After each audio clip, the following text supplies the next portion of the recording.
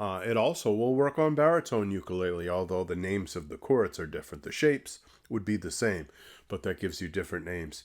And as an aside, I will be getting a baritone ukulele pretty soon. I'm looking forward to getting a great Pono baritone.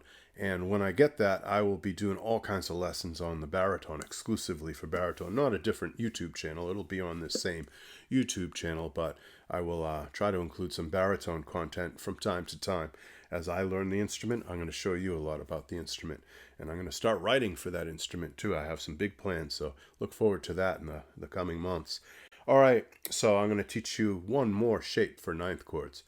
And let's see now. This shape is a little bit tough, but there's a couple of ways to do it, so I'll give you a choice if you're not into barring.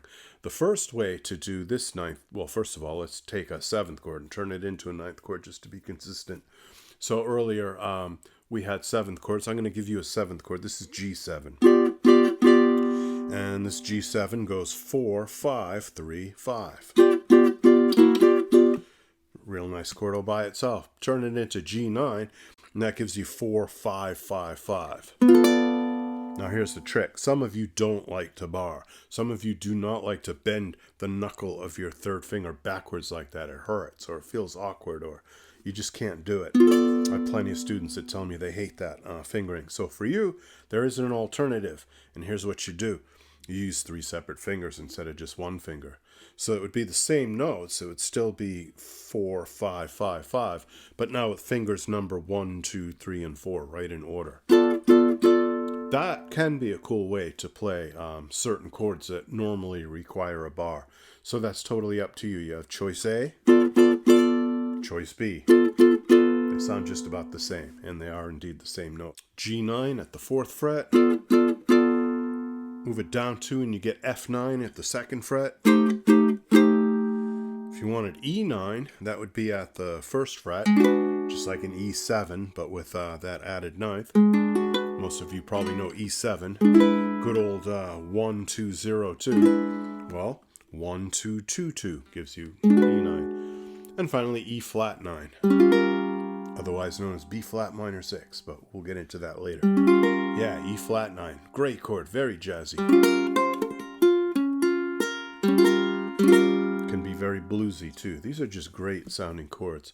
So you have 3 shapes. You have the very first shape that we went over that started as a C9, 0, 2, 0, 1. You have the second shape we did that you could do, say, as a C9, 3, 4, 3, 5.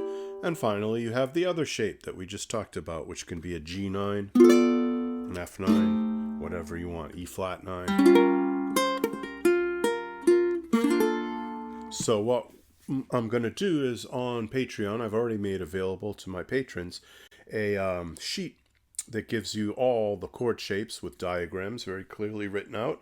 And I also gave you lots of chord progressions to practice, so you can actually put these to use and get into playing them. A simple chord progression for you to practice. Those of you that don't want to be patrons and don't necessarily want to visit the site and download things, if you just want something real quick and dirty to get into this, maybe do like A9 to D9 as a blues progression, something like this. It's like the first 2 chords in a blues.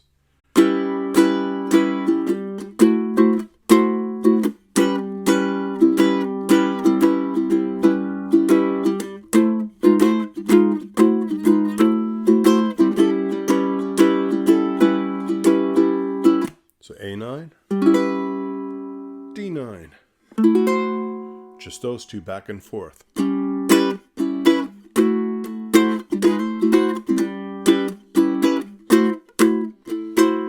Or finger pick 'em.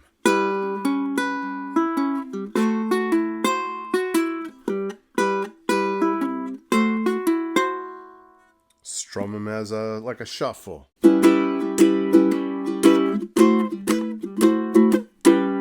Whatever you want with them, but that's a good starter chord progression for you to get going with 9 chords. All right, fellow ukuleleans, hope you enjoyed that. Be sure to subscribe, be sure to like, be sure to click that notify bell, and I will catch you later. Bye-bye.